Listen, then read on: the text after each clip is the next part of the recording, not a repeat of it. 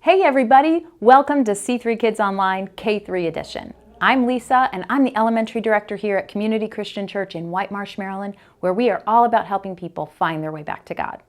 I'm so glad you've tuned in today because C3 Kids Online K-3 edition is the place for kindergartners through third graders to learn all about Jesus and how much He loves us. Here's what you can expect from our program today. You'll have the opportunity to connect with God and worship Him while singing and dancing if you want. Then you'll hear a true story from the Bible during a fun and sometimes crazy thing called the Story Lab.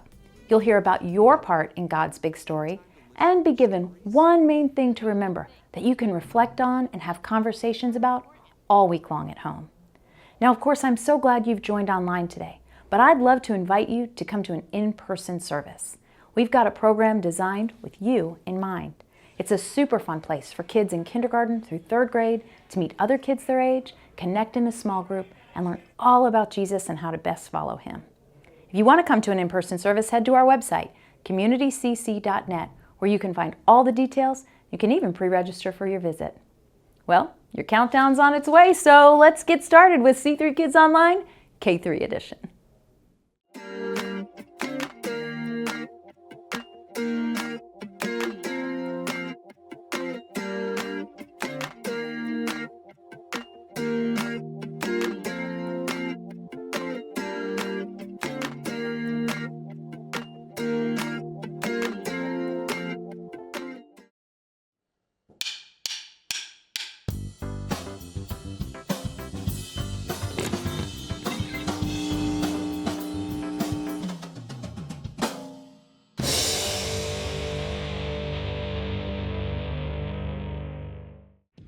What does wisdom look like?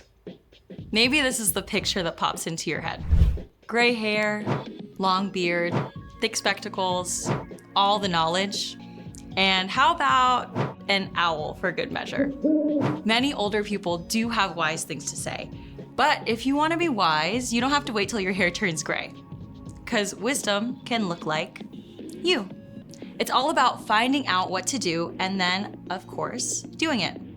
See, wise people are curious and willing to learn, especially the truth about themselves. Wise people are willing to ask for help. Hey, Aunt Jen, this kid said something mean to me. What should I do? Wise people choose to fill their minds with things that are good and true, so they can choose to speak words that are loving and true. Whether you're 5 or 75, you can say, God, your wisdom is all that I'm after. I want to grow stronger. I want to dig deeper. And when you find out what you should do and do it, others can see God at work in you. That's why wisdom is an amazing way to worship God with your life. Because worship is about more than just singing loud. It's all about living loud.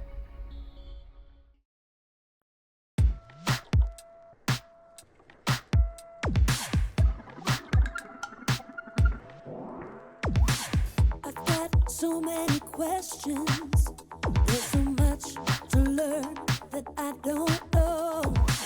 I don't have a direction, but God, I know you show me where to go. You help me to see the best I can be. Now there's no stopping me. I wanna go further, I wanna go faster. God, your wisdom is all that I'm after. I wanna dig deeper, can't wait any longer. God, I know that you're making me stronger. Further, faster. I wanna go further. I wanna go further, faster. I've got so many questions. There's so much to learn that I don't know. I don't have a direction, but God, I know you'll show me where to go.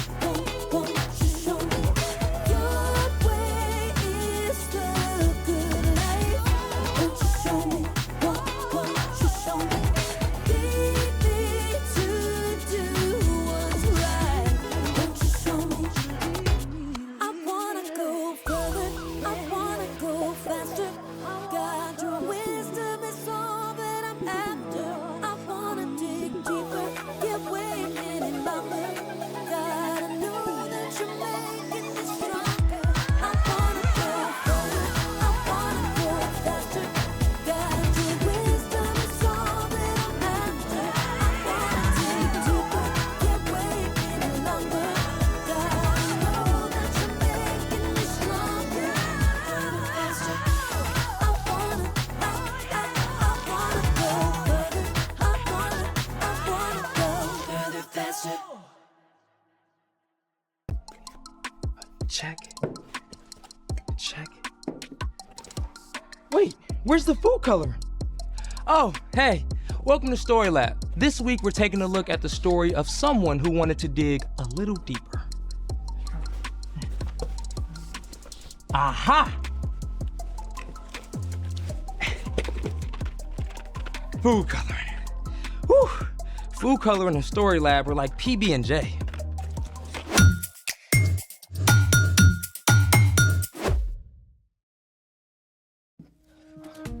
Hey, I'm Carter, and that's it. Okay, then I guess it's my job to let you know that all this month we're talking about ways that we can grow in wisdom, just like Jesus did.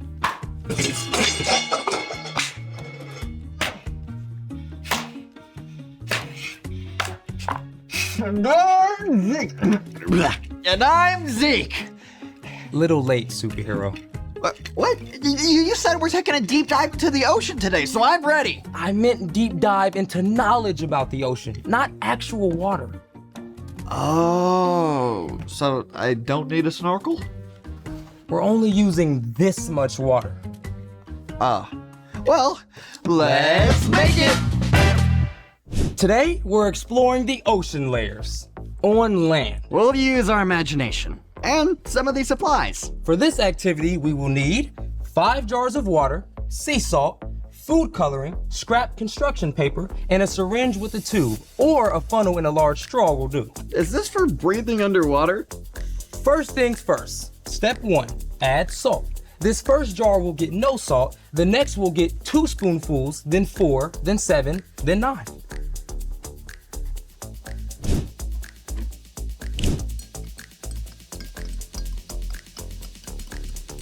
And 4. Now we move on to the next.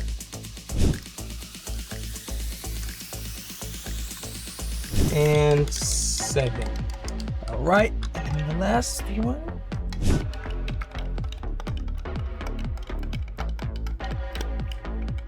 And 9. Oh, excuse me, Zeke.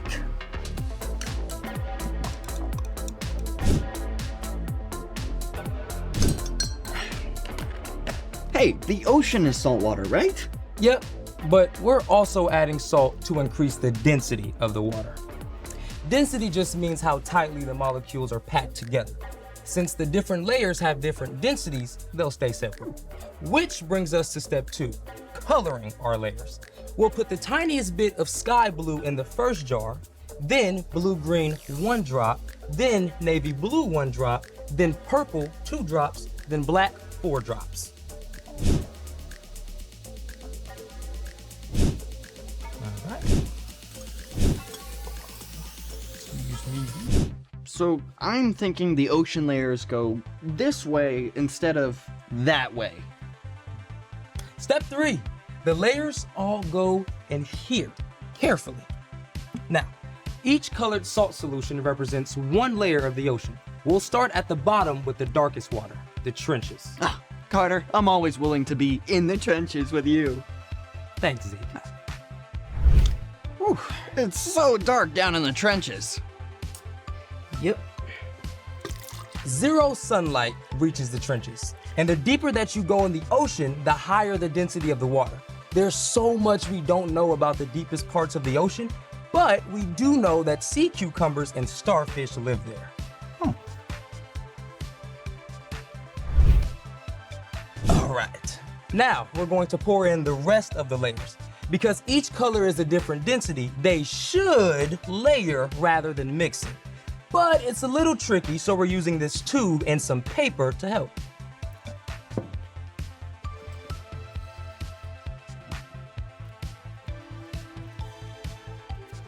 There. All right, next layer, the abyss. I feel like we're doing very delicate sea surgery. Peering into the depths of the abyss. This zone is where many types of squid and shrimp live.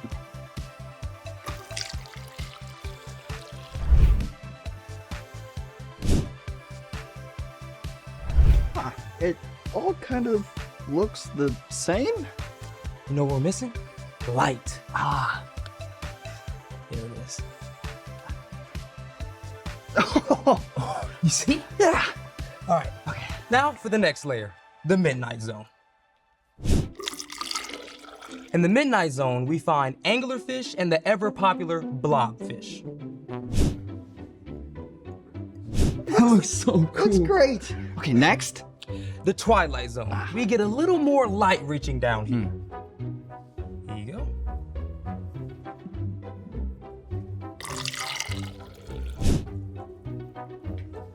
The Twilight Zone, home of jellyfish and octopuses, octopi, octopodes? All right. And finally, the sunlight zone, our lightest solution both in color and density. You ready? Yep. Sunlight. Almost done. Yep. In the sunlight zone, we find sea turtles, clownfish, flying fish, manatees, dolphins, tuna fish, blue whales, and so Much. more. Oh, dude, this is awesome sauce. It's so cool how the layers stay separate. Yeah, the ocean covers almost 3/4 of the Earth's surface, and we only know details of about 1/3 of the ocean's animals. And every year, almost 2,000 ocean animals are discovered. The deeper we go, the more there is to learn. Speaking of, it's time for... The story before the story. Today, we're in the 3rd book of the New Testament, Luke. God made a perfect world, but people turned away from God. From the very beginning, God had a plan to restore us to relationship. Even when the people turned away, over and over again, God remained faithful. At the perfect time, God sent a rescuer in the form of a baby, God's very own son, Jesus. Even though he was God's son, Jesus was born to an ordinary family in an ordinary town. Which is where our story starts. Take it away. Hey everyone, I'm Brian. Jesus grew up in an everyday family in a small town. His family had traditions just like families today do special things each year to celebrate holidays. Every year, Jesus and his family would travel to Jerusalem to celebrate the Passover. During Passover, the Jewish people remembered how God delivered them from enslavement in Egypt. When Jesus was 12 years old, he journeyed to Jerusalem with his family, as usual. They probably spent the week with family and friends and very likely shared a special Passover meal together. At the end of the week, Jesus' family started the long trip home. But after the first day of travel, they discovered something. Jesus was nowhere to be found. You told him when we were leaving, right? Of course I did. Everybody knew. Mary and Joseph had probably assumed Jesus was with cousins or friends somewhere in the group of travelers. No one has seen him all day. Did we really leave him behind in Jerusalem?